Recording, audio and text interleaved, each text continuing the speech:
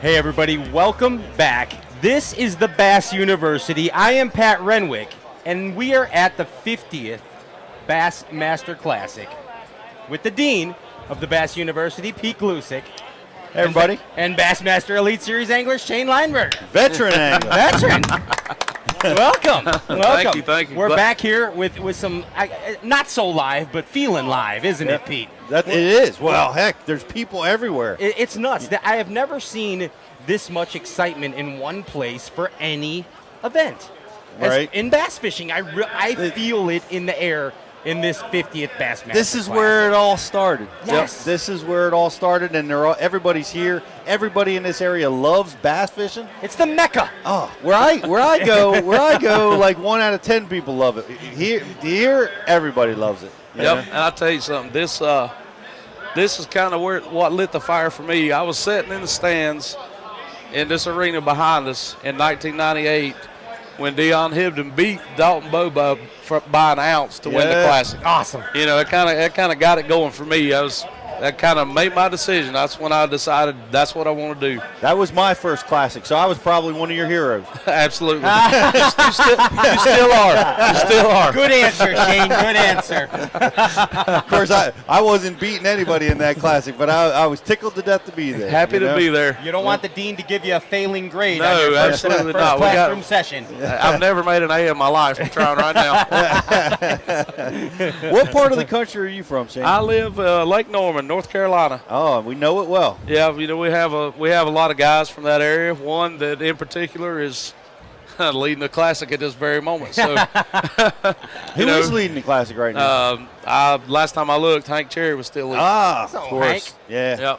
Yep. That Hank had that monster 29-pound bag on the first day of the He Classic. did, dropped a big old sack on. Yeah. Yes, he did. I saw him fishing some riprap this morning before we came on. But I know coming from Lake Norman, Yep. it is the dock fishing capital of the world. Sure is. Yeah. Brian Thrift learned how to do it there. I probably beat him while he was learning. You take him when you can get him. That's right. But after that, it was all down. You notice I said while he was learning. Exactly. But he stopped fishing docks, from what I understand. You know, he's offshore. He's using his Humminbird 360 all the time. Yeah, he still comes and fishes with us in the winter a little bit. But I haven't seen that guy near a dock in several years. He's, he gets out there offshore where guys where we live, they don't fish. So he's fishing for untapped, fish. But I guess that's what he likes to do, so more power to him. He can have it. Yes, because guys like me and you, we love to get dirty in the docks, get up shallow. That's right. Banging Dock around. knocking. I love fishing that way. Knock all the paint off the trolling Heck motor. yeah. You know it. Rub them rails. That's right. And that's what we're going to talk today about is dock fishing. Cool. Let's dive into your dock fishing strategy and what you think about it. Where do you want to get started? Man, it doesn't matter whatever. Seasonal patterns, largemouth, smallmouth. We don't have any smallmouth, but we have a ton of spotted bass. You're right. Yes, you do. And just so happens on Lake Norman, they think they're largemouth. Is that right? So, they get up there shallow, too, with the largemouth. We catch, a lot of spotted bass off docks. So. Right. So, we can start wherever you'd like. Well, let's start at the beginning. What about casting? Let's start there, because that's got to be the hardest thing. A lot of guys get intimidated by that. Can I back How up? do I do that? Can I back up one moment? And I think that casting is so important, but I think it's number 2. Okay. Number 2? Number 2. Okay. I got to hear this. Well, it's all part. Let me rephrase this. I think, Shane, that maybe 1 and 2 go together, but the casting goes hand in hand with the boat positioning.